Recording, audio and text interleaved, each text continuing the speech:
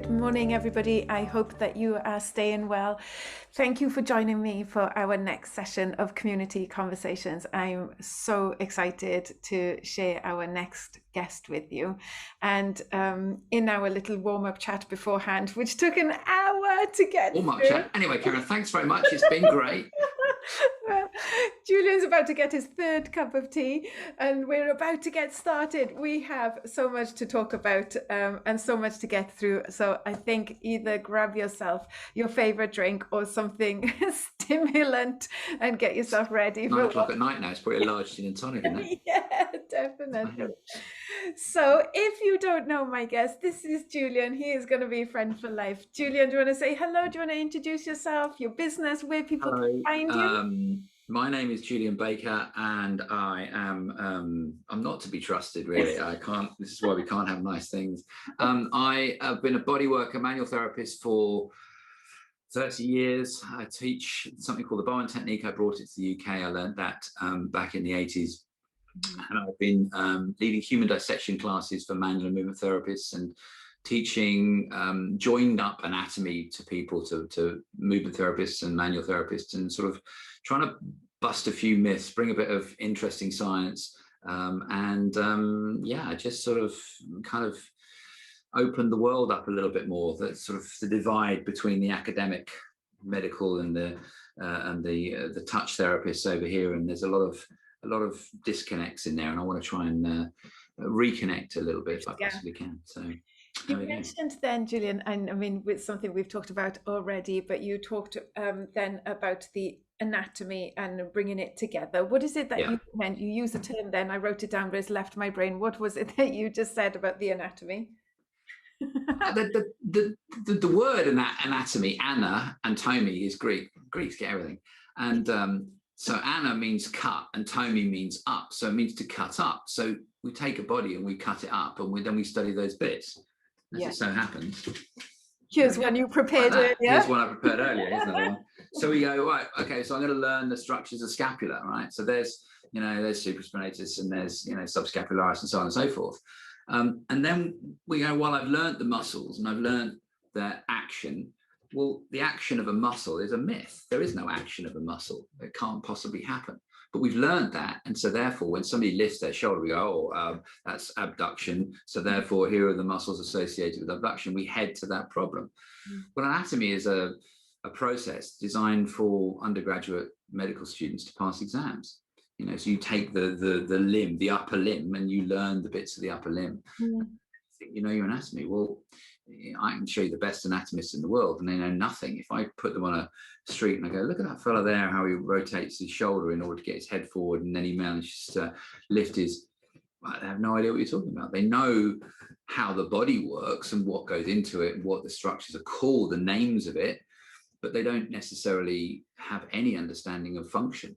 And that's the trouble. Anatomy has got nothing to do with function. It's to do with naming things. And it's old, dead white men who've named them.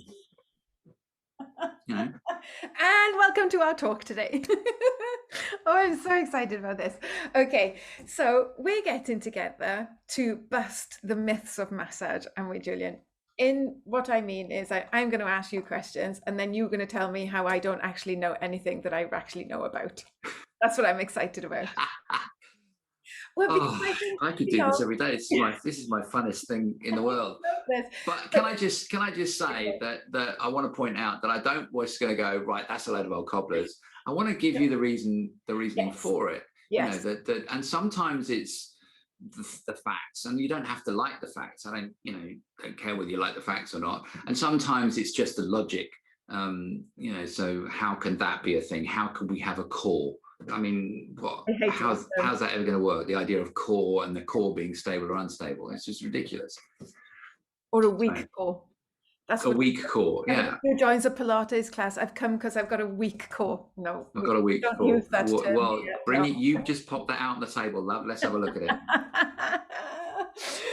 And I think this is what I'm so excited about, is with the myths. It's not that you're going to come along and just bust everything that I thought I knew, but you're also going to rebuild it with some evidence, aren't you? And you're going to tell us how it actually is. Just Which want to show you my t-shirt as well. I did see you're like flying the flag. Right. Yeah, this is the thing. I do want to try and put things together back for you and inspire you as well. I think I'm not here to go, everything is a load of old bollocks. I'm here to say touch is the most powerful thing, the most powerful tool we have as humans.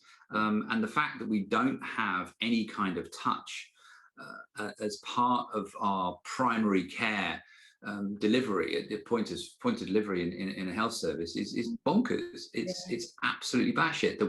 Why are we not using it? It's free, it's cheap. We know that it reduces infections and it reduces stays in intensive care. It's all right for NICU babies and it's all right for people that are dying, fetal to fatal. That's fine. But in between, what about people that need to be touched? It's a fundamental principle. So, and we're missing a huge trick. And the reason we're missing a huge trick is because we have too many myths and we have too many people that are dismissive and too many people that are telling stories that aren't real.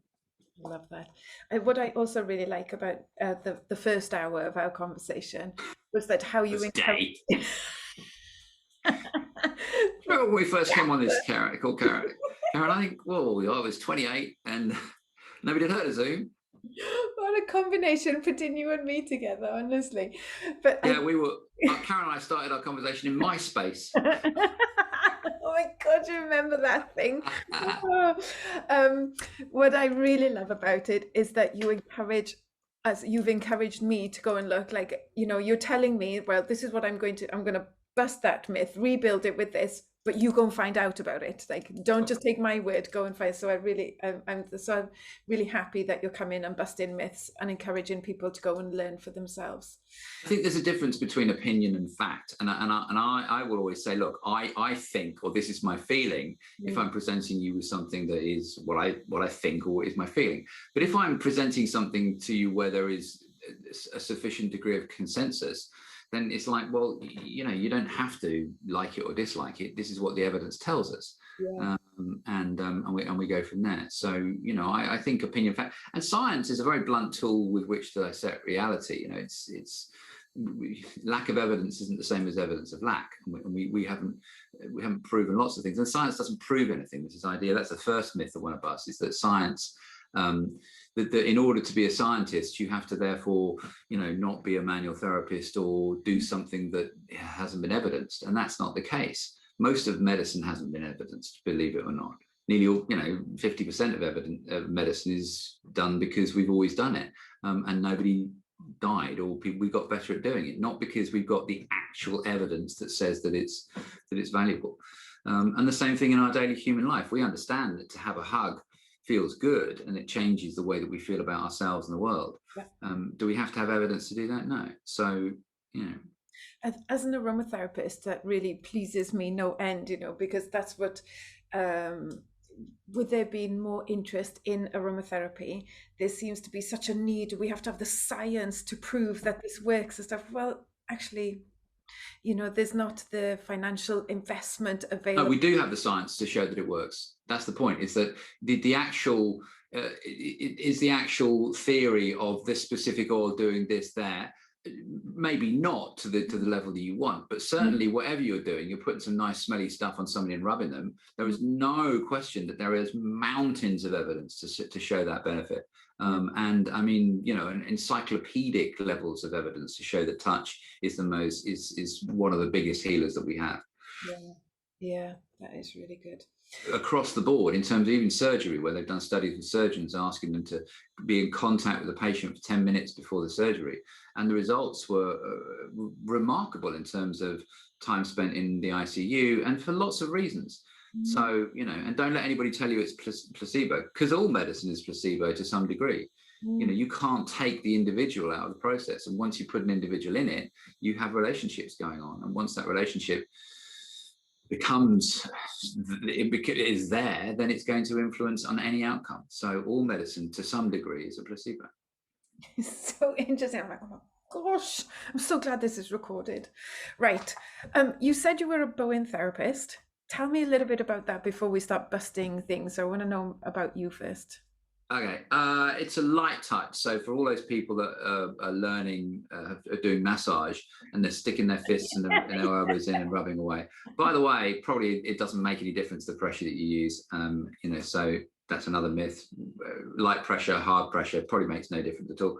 But Bowen is the diametric opposite of that. I started out as a reflexologist and doing some massage as well. Yeah, I did reflexology and massage.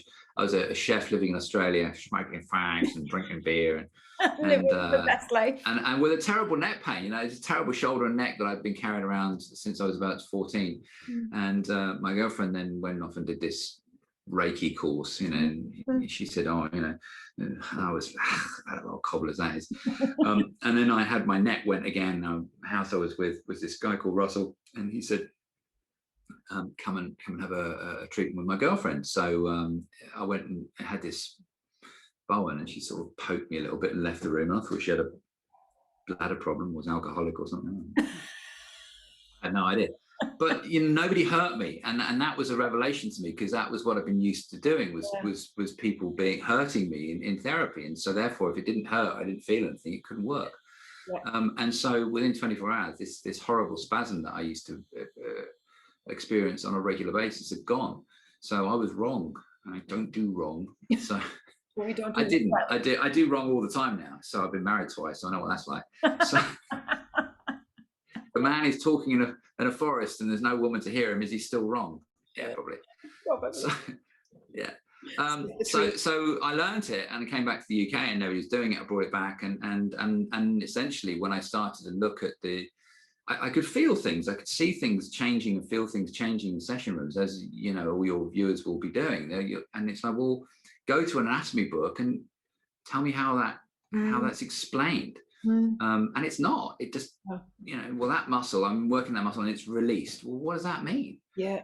How is it? How can I see somebody visibly walk differently and change their structure, and the muscles feel different and the tissue feels different and they look different, and how come that can't be explained in any book? And so the anatomy let me down. It wasn't joined up. Plus, you have the shoulder, and of course you move the shoulder, you can't just move a shoulder, you can't have an isolated muscle contraction, it's not possible. So that's what led me to studying the dissection. I went and did work with Gil Headley, and that was great, but Gil's not a therapist, he's a poet.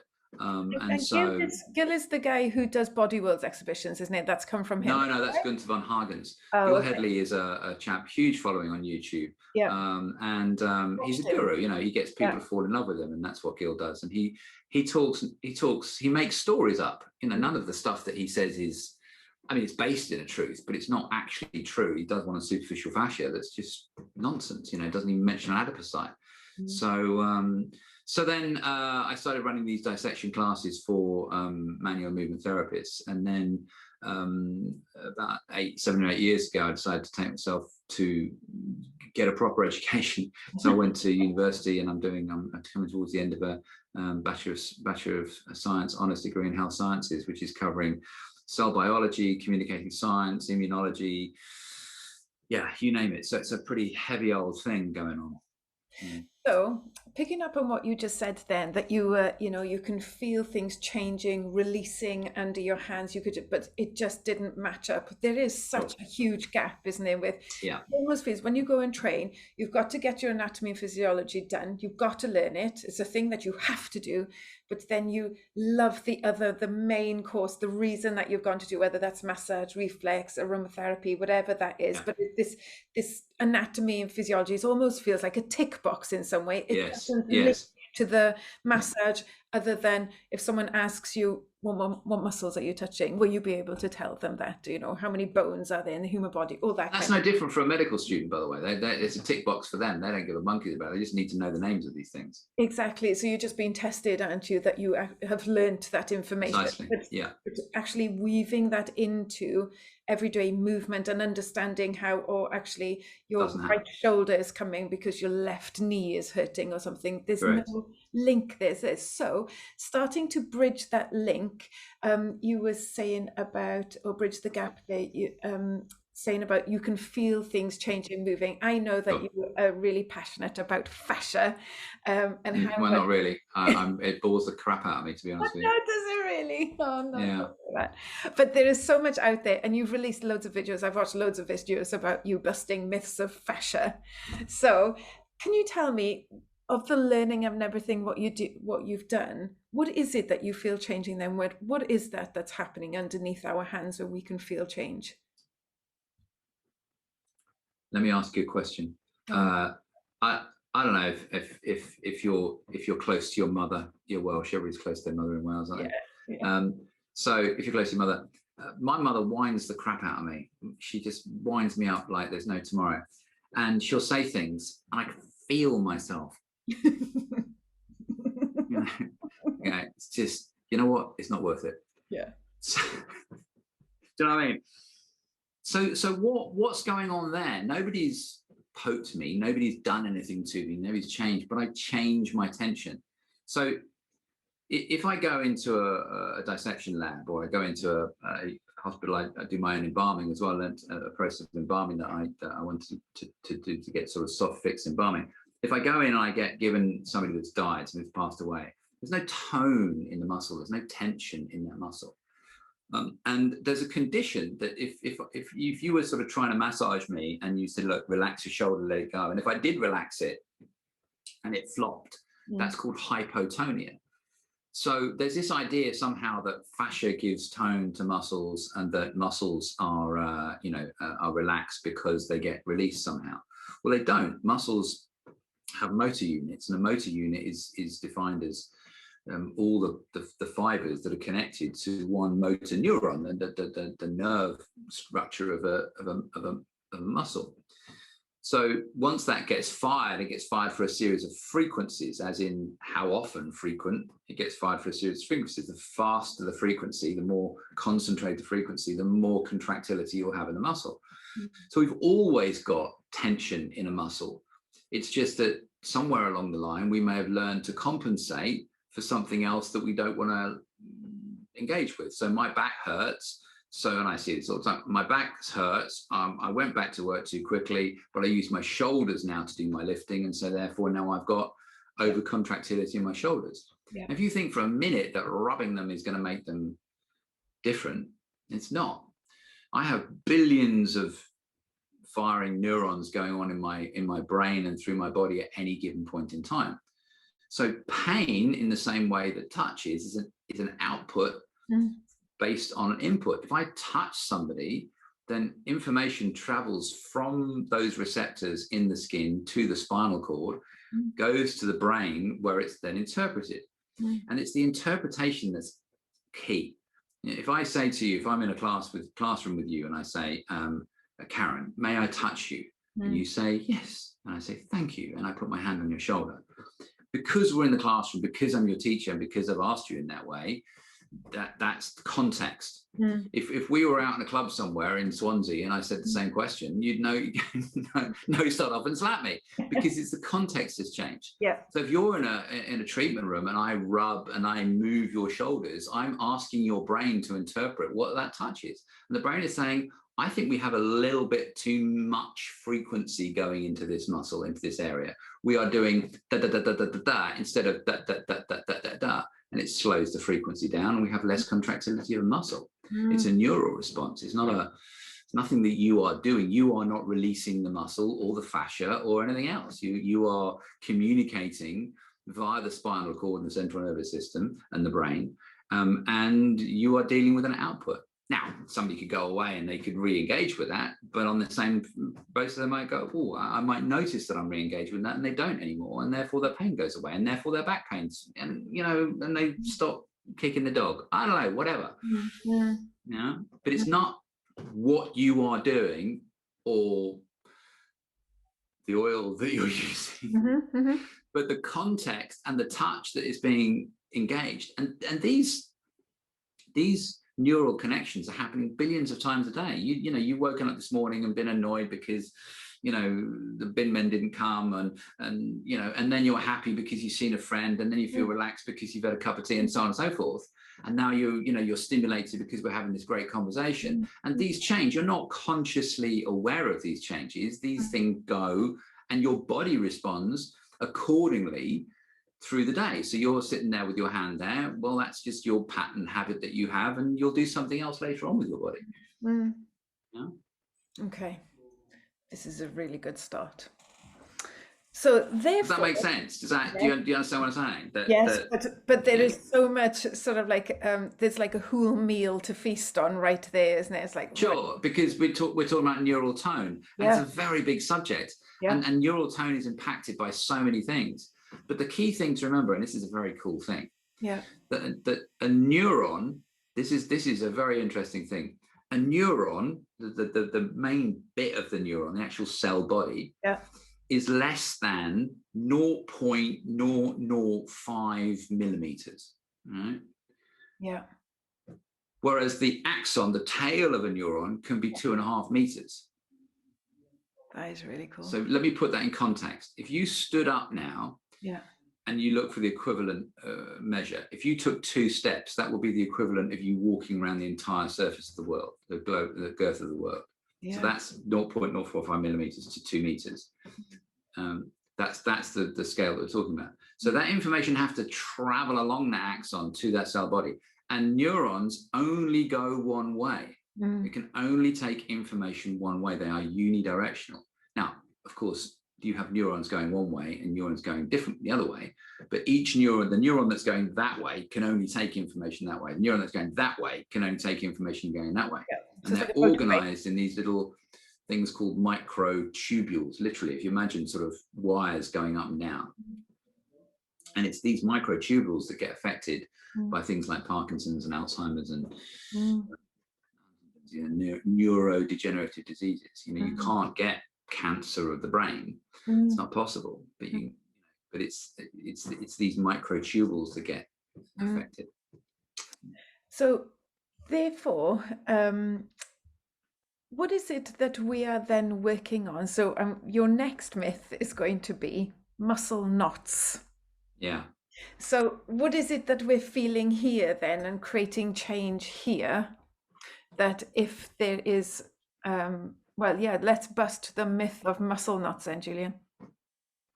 Okay, well, again, a muscle is a pretty dull thing, to be honest with you. It's a lump of protein, and it's held together in thin filaments and thick filaments, called actin and myosin. Tell me if this is too geeky.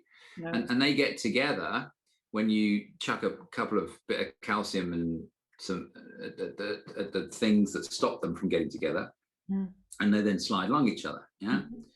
So that's all a muscle can do, is that.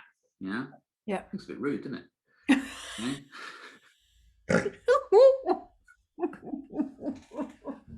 So childish. Grow up. So that's all they can do, right? They can get it together and go, right? Yeah. So how are they going to knot? What's the process of that a muscle's going to knot? It can't. So allowing that is a load of collagen fibers that are wrapped in it that are really tiny, and then they get slightly bigger and then they're wrapped around, in some instances, by a thicker layer of collagen fibers, and they call that fascia. There isn't a thing. Fascia is not a thing. It's about 50 different things. Okay. And there isn't one thing you could say is fascia.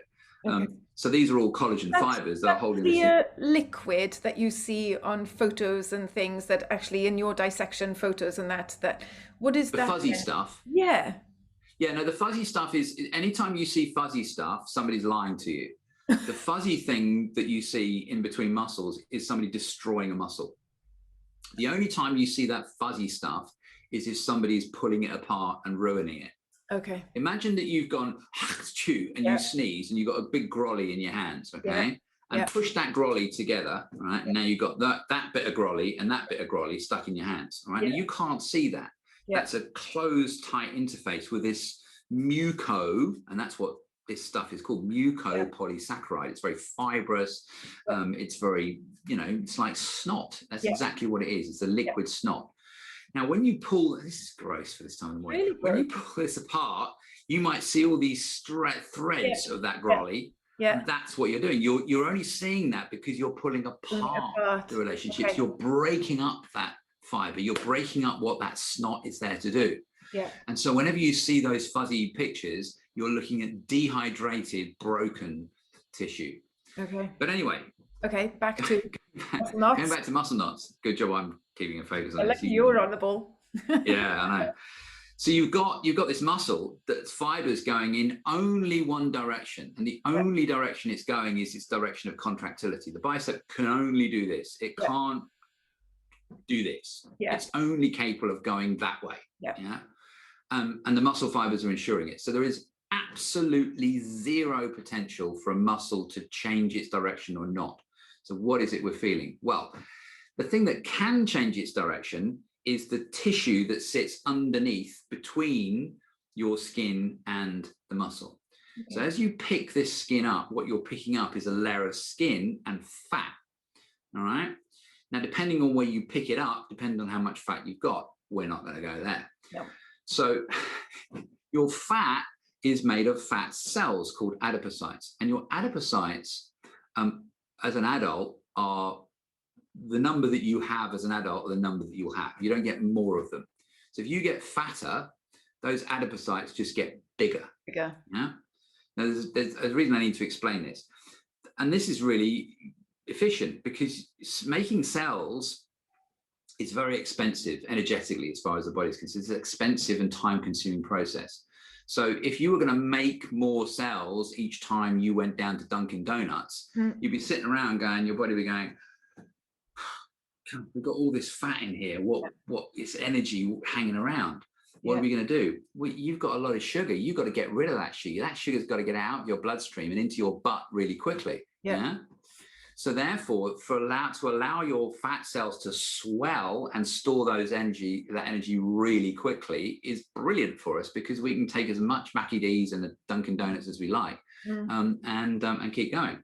But those fat cells have to be contained and organized and held in a structure. You can't just have fat floating around, So the fibers that run around and through and down into the layer of deep fascia will also contain these adipocytes, these adipose tissues, right, which will expand. And now they're not necessarily dumped in there very evenly or in an organized way. They'll get bigger, they'll get smaller. And as they get bigger and smaller, according to our energetic needs, the fibers will get longer, unwind, because they're triple helixes, they're like springs.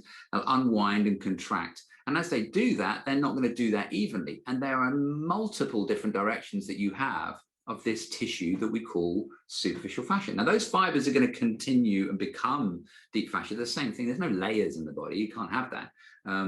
Gil obsesses about this idea of this filmy fascia. Well, it's just the layer of this tissue. It's all the same structure. So it continues. But as I said, your genetics will say that you're going to lay fat down in a certain area, and that will change as you go through your life. You get pregnant, or you get stressed, or you get more fluid or blood supply. So what you're feeling when you are rubbing and you're feeling knots isn't muscle knot. You're feeling knotty, lumpy tissues in that superficial area. Now that can permeate in between the layers of muscles. You can feel it all the way down to bone. You can feel it very, very deeply, but it's not in the muscle. Not in the, so it's you can't be in the muscle. There's no basis physiologically for it to be in the muscle. It could be scarred. The muscle could be damaged and scarred. You've had a severe muscle tear, and then you'll always have scar in there, and that will never change. But in that instance, you won't be breaking down scar tissue, and it won't change. So as a simplified version, when we teach our clients now, when they go, oh, is that a muscle knot? What would be the simplified version that you would give a client? Yes. You're not going to say it's actually a fatty lump. Well, you can try it if you want. Go for your life. But why? You know it now. And now you know that you can concentrate in an area and you can go gently, and that will change because you're changing the fluid dynamics in and around the area, and you're loosening and opening up those tissues to allow that fluid dynamic to move through it. But you're not breaking down a muscle lump. And who cares what you tell the client? You can tell them, the tooth fairy came and tickled their tonsils. I don't give monkeys what you tell a client in that session room. As long as somebody is in conformed consent, you're not you're not going out your way to lie to them, then it doesn't matter that n equals 1 in there. It's Don't you think it's important to change the vocabulary though, so that we are starting to? We just have. Yeah, but we just have. But I mean, look, I think sometimes you've got to pick your battles, and it's your 4th client of the day, and you want to have that conversation again. Yeah, I think there's a pragmatism and a realism that's involved in terms of going, well, yeah, kind of, but it's what you understand as a muscle knot. Why do I want to challenge my client who's lying there relaxed and thinking I'm doing a great job by telling them, you don't know anything, you idiot. Now I'm going to give you a lesson in biochemistry and biology. Now. We'll leave that. Just, shut up. Just do the massage and, whatever. Yeah. And don't tell me to breathe out either. Not a muscle one. What did you say? Don't tell me to breathe out either. Why? I hate it when people are treating you, they go, breathe in, breathe out. Shut up, I'll breathe out when I want to breathe out. I get people to breathe out when I'm pressing on the bits of their body. Well, tell me to breathe in, and then you wait until I decide to breathe out. Thank you very much. Oh yeah, I do that bit. Release it when you're ready. Yeah. Muscle memory. I was in a clinical Pilates course once, and the guy said, just busted the myth. No, there's no such thing as muscle memory, but then left it. Never said anything. So can you bust the myth of muscle memory? No such thing as muscle memory. What is it then? Well, look, muscle is the equivalent of, you go down to the gym and there's a bodybuilder and he's in a vest and he's looking in the mirror and he's grunting. I hate those people. So muscle is the anatomical equivalent of a goldfish. It's proteinaceous pink paste. It has no integrity. It does one job. It goes from point A to point B and it pulls. That's all it does. Muscle only ever pulls. Yeah. So why do you expect it to? What's it got to remember? Yeah. It hasn't got to remember anything. It's got one job to do, and even that, it's going to contract from that point to that point, and then it's going to not contract from that point to that point. What do you want to remember? The date of the 1605 rebellion. Where are we going with muscle? Let the muscle do its job. It's a stupid piece of ignorant protein that doesn't have to do anything except. If we're looking at the memory of function, then you stood up as a child and learned to walk. And as you did so, your nerve endings sent information to your brain that taught you how to balance. And as you built up that information, what you built up was a layer of Schwann cells, a layer of fat around those nerves, which allowed rapid transformation of that information to your brain and back out again. And that's called myelination. So when you learn to do something, you learn to do it because the information from your body is taken to the brain via your spinal cord from your nerves. And as you do something more often, the suggestion is that you myelinate your nerve endings. And along the nerves, you have these little lumps of fat called myelin sheaths, and there's spaces between them, like this, right? So you got a nerve here, right? You got these little lumps of fat, and there's spaces between the lumps of fat along the nerve body, and they jump. So the information can jump across these little spaces called nodes of Ranvier. It's very, very, very romantic. Ranvier is an old, dead white man, probably a Frenchman. Look, it's all named after old dead white dudes, right? I can't emphasize this enough. Here, can we play a quick game? Yeah. Can we play truth or bullshit? I don't know, I'm a bit scared now. Go on then. Okay. So let's try truth or bullshit. let me think. Okay, so fallopian tubes, right? Yeah. And people never know. They go, I never know whether to take you seriously or not. No, I don't know.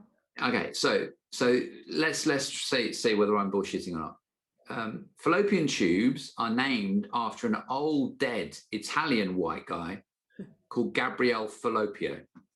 Truth or bullshit? Oh, I think that's probably true. It is true. Yeah. And that's what we have, the foramen of Winslow, all these things. They've changed quite a lot of them over the years, but fallopian tubes, eustachian tubes, these are all these things that were named after, Italians cut up a lot of dead people. So, that's what they're named after. 17th century, 17th century anatomists who still believed in spirits running through the arteries. If I've just made a video using this t-shirt about William Harvey, who first suggested that the heart was a pump, and they thought he was a heretic. If he was in Italy, he'd been burned at the stake. So, and that was 1628. So, and he died however many years later, 73, with everybody still thinking he was an idiot. But if we go back to this idea of, where do we get to? Muscle memory. Yep. Muscle has information going to it. Now, the tone that we have to the muscle, like I mentioned earlier on, is always about frequency.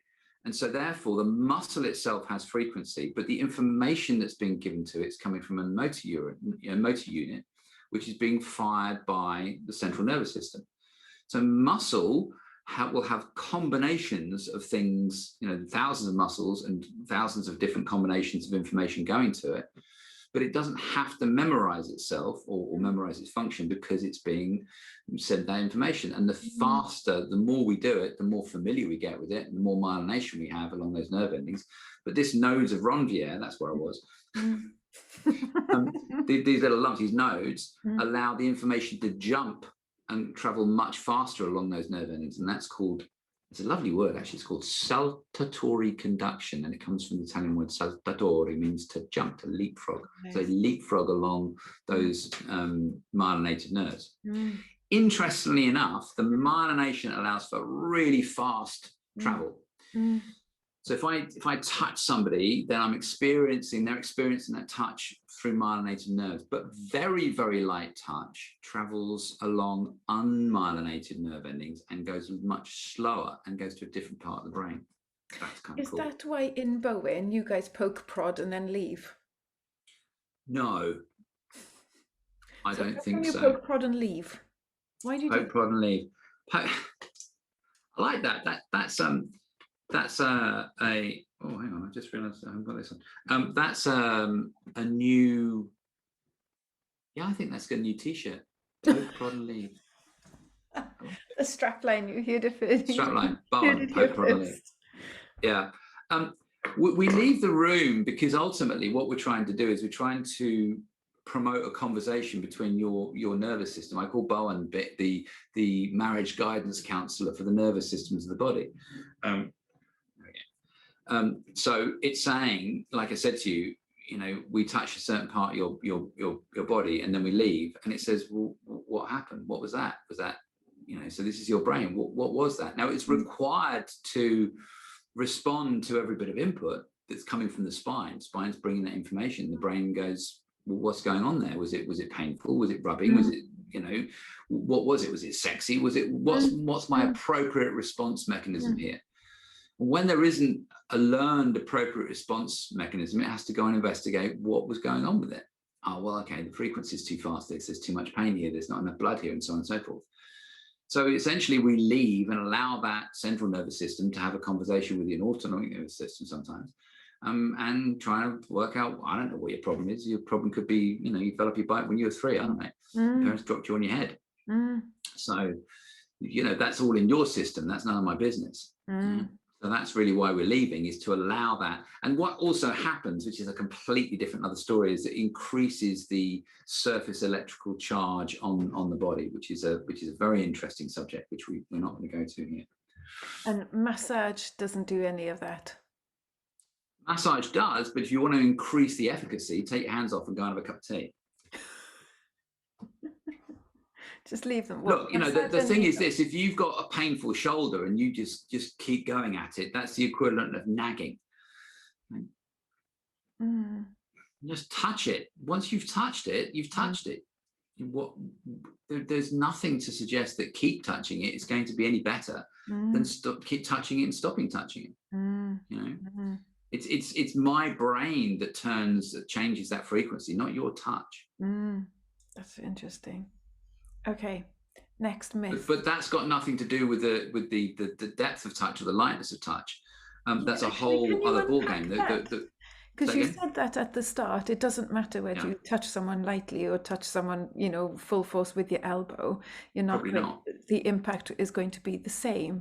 So well, the impact is going to be contextual. The impact is going to be, if I go to you and I really love a good hard pounding with your fists and elbows, and you stroke me with a feather and put me on music in the background that whales mating, and, you know, I'm going to be really annoyed.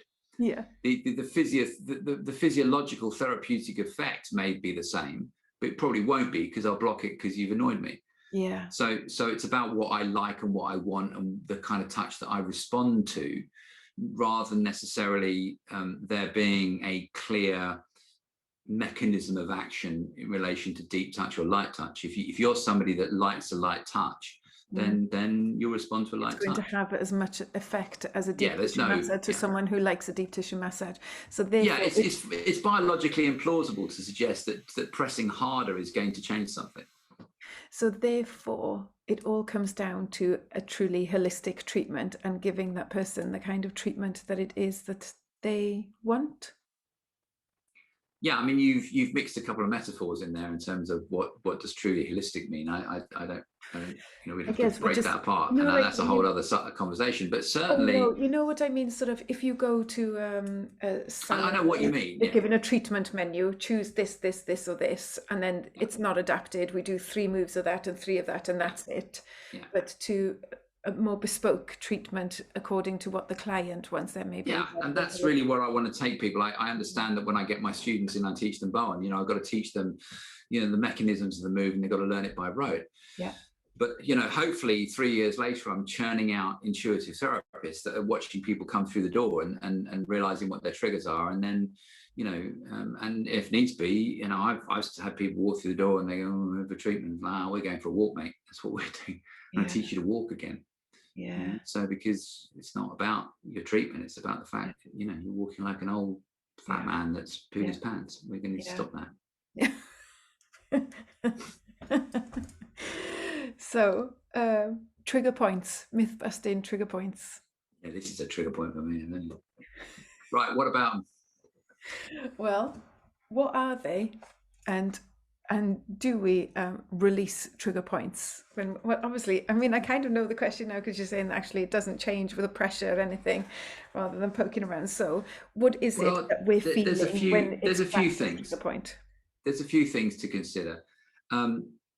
There's a webinar on my website with a chap called Jan Dommerholt, who is all things trigger point. You know, he knows Janet Travell and Simons and all that. Like, he's edited the books and stuff, so he is Mr. Trigger Point. And he doesn't really buy into that whole thing either. You know, that it's just a good therapist, whatever you're using, is like a good medium. You know, the chap that reads your tea leaves isn't reading the tea leaves, he's tuning into you and telling you what you want to hear. You know, and can probably tell you things that there's no way that anybody else could know, but it's all in you. It's not, you know, I don't believe it's coming from anywhere else. But certainly trigger points are the same sort of thing. There's going to be areas of tension, there's going to be areas of connective nerve, there's, you know, going to be bits of dermatomes that are joined up, and there's going to be muscle knots, there's going to be areas that are stuck that will, when you move them or rub them, will help other areas. Well, that's joined up anatomy. If I say to you, just use the muscles of your shoulder to lift your arm, then you'd fall over, because you have stabilizing requirements in the opposite hip and your lower body and your knee that require you to stabilize and contract. So if you can't do those, then you'll experience shoulder pain. So it stands to reason that dealing with your hip or your knee will help your shoulder improve. That's not huge illogical alternative therapy thinking. I mean, it is from a medical perspective, but there's a logic to it that you can't deny. And that's joined up. So a trigger point, we don't really know. That there could be a little bit of hypoxia, a little bit of low oxygen in the area, but it's very difficult to describe. There's a woman called Helen Langevin who's talked about certain acupuncture points and how we have perforating vessels. You've got to remember that the coming to the skin is a billions of capillaries taking blood to the skin, and then the veins are taken away again. And generally speaking, where we have lots of nerves and vessels and arteries come to the skin, they come through in these sort of little certain points, and Helen Langevin demonstrated this idea of those tensions. I did a microscope video, I think when Jan was around in the States, I was doing a dissection, and we saw that as we put the needle in and pulled and twisted, we sort of whirled this fatty tissue around the needle, and we created tension deep into the tissue. That didn't happen every time, and it took 6 or 7 goes to get this tension and pulling, and you couldn't even pull the needle out. So you're now creating a tensional pull deep into the tissue. The question then is, so what? Yeah. This is what people go, oh look, I've got this ultrasound, this MRI, and it's showing you this picture. And it's like, so what? What are you suggesting the action of that might be? We just don't know. So what's the trigger point? I don't know. Jan doesn't know. But understanding trigger points and understanding any therapy, I think, is a tool with which to communicate and to, it's like counseling. It's like drawing out those issues that are physical issues. And a good therapist is going to understand that the thing that somebody is presenting with is the end of a journey. You haven't just woken up that morning as Fred with a shoulder pain. You've got a whole history. And when a client walks in your door, it's like a game of chess. And after the first 6 moves of chess, there are something like 450 million different possibilities. So, when somebody presents to you, they've gone through millions and millions of different possibilities. And that shoulder pain is the end of a whole series of liminy snicket unfortunate events. And you have to try and get to that as best you can. That's why with Barn we don't try. What was it? Poke and run. Poke, press and leave. Poke, press and leave. Poke, press and off. Okay, my last myth, releasing the piriformis. I have quite a few people, women actually, mostly, coming into treatment room and into Pilates, saying they are under physiotherapist and they have piriformis syndrome. And can I give them any stretches to release piriformis? And they have to be careful because they've got piriformis syndrome. And you did a video recently about releasing piriformis and busting that myth. So I wondered whether you could just delve into that a little bit. Well, this whole word releasing is like releasing fascia. Where's it going to go? It's not a box of doves. It's like what you do. Releasing fascia from what? From the chains of of misogyny. Releasing releasing the piriformis from the patriarchy. I don't know. Where's it going to go? What are you going to do with it? Do you have the same thing with that when people say to me, oh, I've been to see chiropractor, osteopath or whatever, and my hip is out? Yeah, where's it gone? Did it leave a note? Is it going to come back? Where? Was it my hip in the closet and now it's out as being gay? What do you mean? I don't honestly that. And they're like, oh yes, I've been to see them and they've put my hip back or they've put my shoulder back. And no, they've released a gas. They've effectively given you a bony fart and told you that, told you a story. And this is the thing, Caren, I don't have a problem with stories. It's like, you go to the chiropractor and he makes you, oh yeah, that's your 5th lumbar. No, that's just a bony fart. And now you're telling me a whole story that is patently questionable, if not blatantly untrue, and making me 60 quid and 3 times a week for the next 4 years. So I have a problem with that. And I don't have a problem with the story. What I have a problem with is you dressing it up as fact. And then pretending that this is a real thing. Well, it's not. That's what religion's for. We don't need that. So this idea of piriformis, I don't know if you've had the experience where you were expecting something bigger and when you saw it, it was small and disappointing. Sorry, why are you laughing? I'm just picturing the muscle Yeah, of the sure. piriformis. Caren, sort yourself out. Julian. You've got a funny colour as well. I don't know what you. For any Yes. viewers that know Back this to the woman, I don't know what piriformis. on earth is going through her mind. Anyway, that's the piriformis. You see. So you get in there, people are very excited. Oh, piriformis, here we go. That's like the psoas. We're going to release the psoas. I'll punch you if you say that again.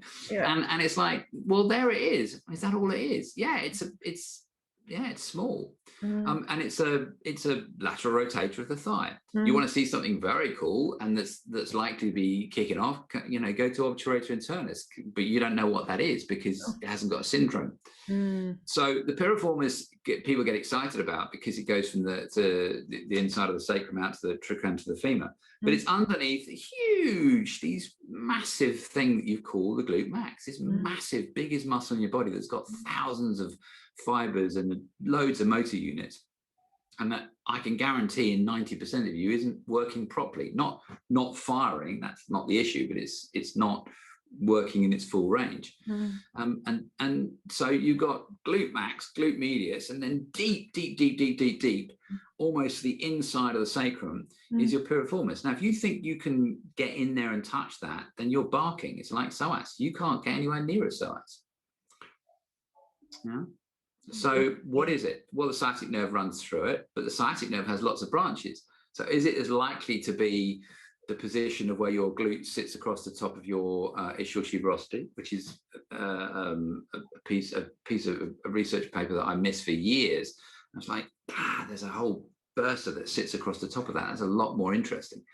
But piriformis is unlikely to be the thing that's giving you the problem.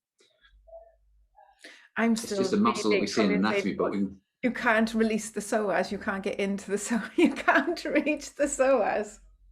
Well, what I'm saying is that if you look and see, this is the defense people go, well, I do it and I get really good results with it. I do the psoas release.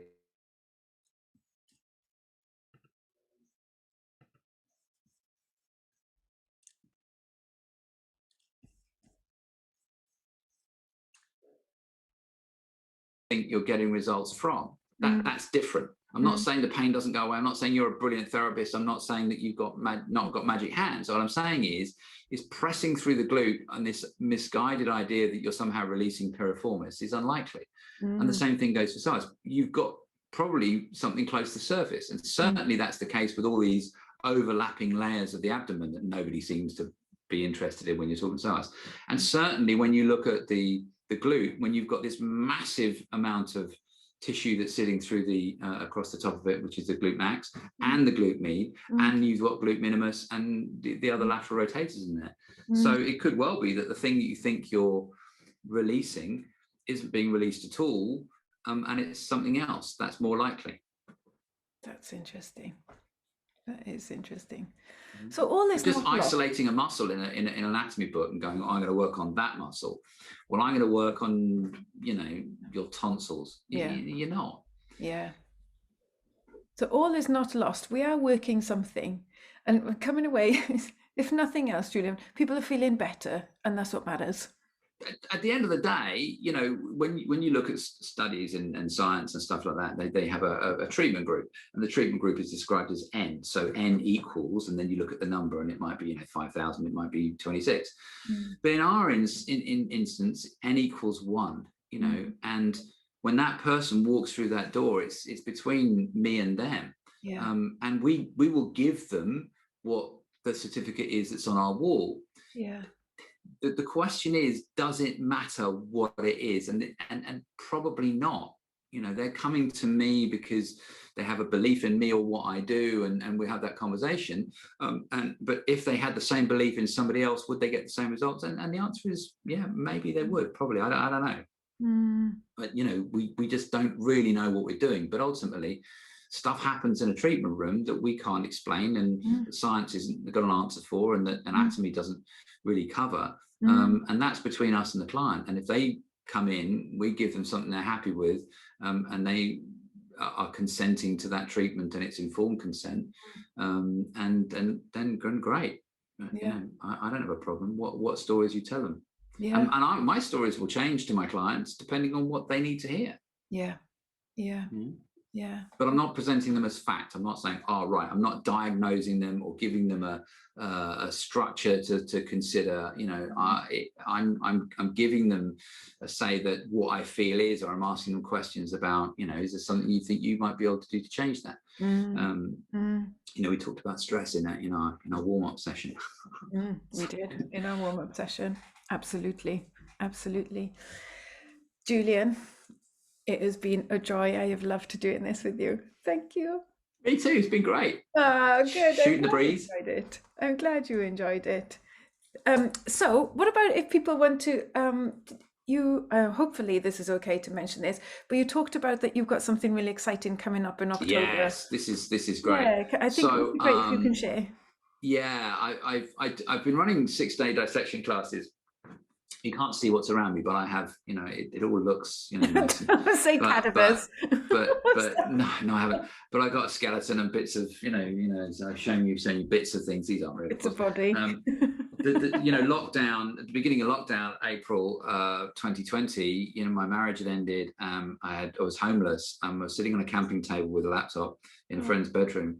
And I had no business. I had no training, no clinic, and my dissection classes disappeared and vanished. I'm like, right, what do I do now? So I had a week of going, just go to Nuri driver. And then I thought, well, I've got all this stuff. I've got all this, you know, footage. So I started to do a series of webinars.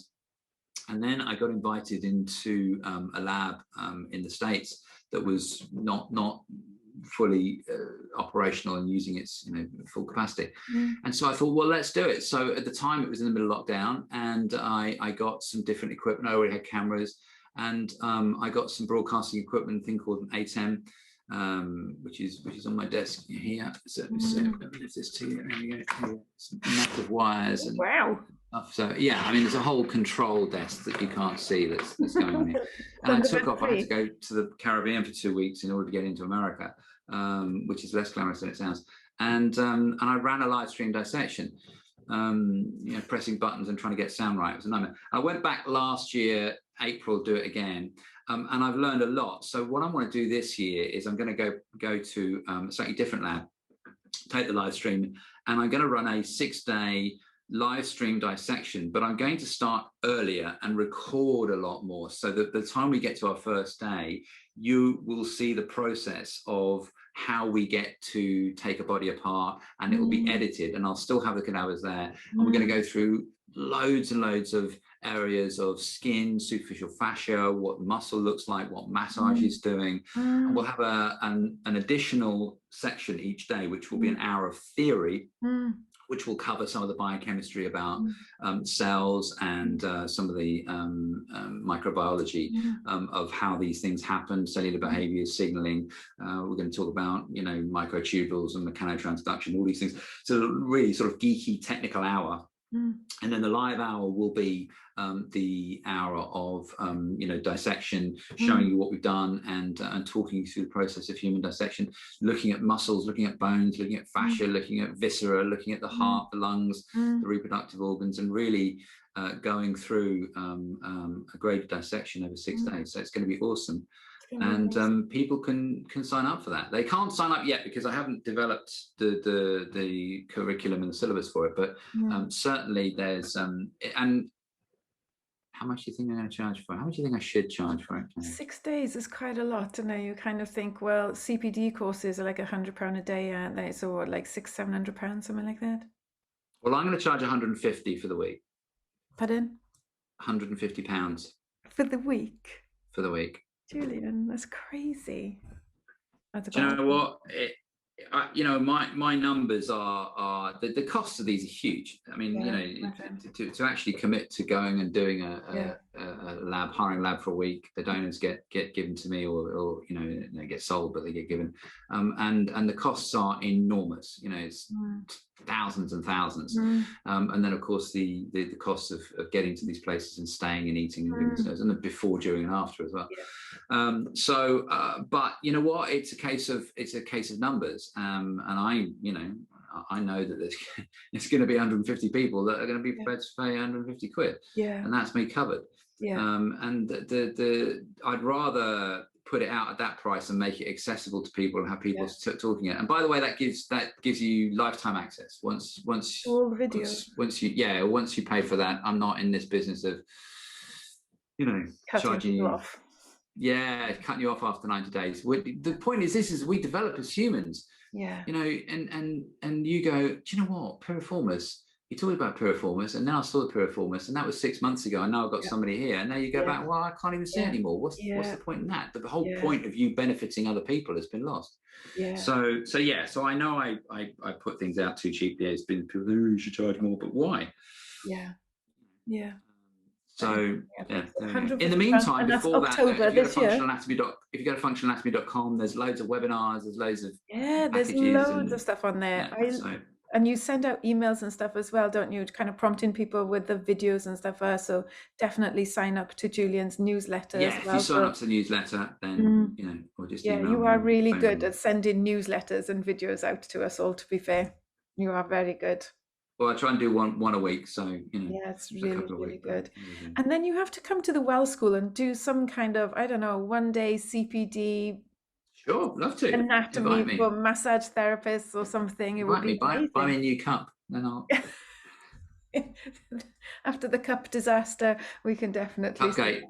Cupcake. Before this started this morning, I broke one of my lovely cups. I'm very upset. It's only a Morrison's cup, but it's cute, and it's bone china. Traumatized. A bone china cup. Yeah. Julian, thank you so much. It's been brilliant. I've loved it so much. Absolute pleasure, Caren. Lovely to talk to you. And anytime, you know, give us a shout. Amazing. Thank you.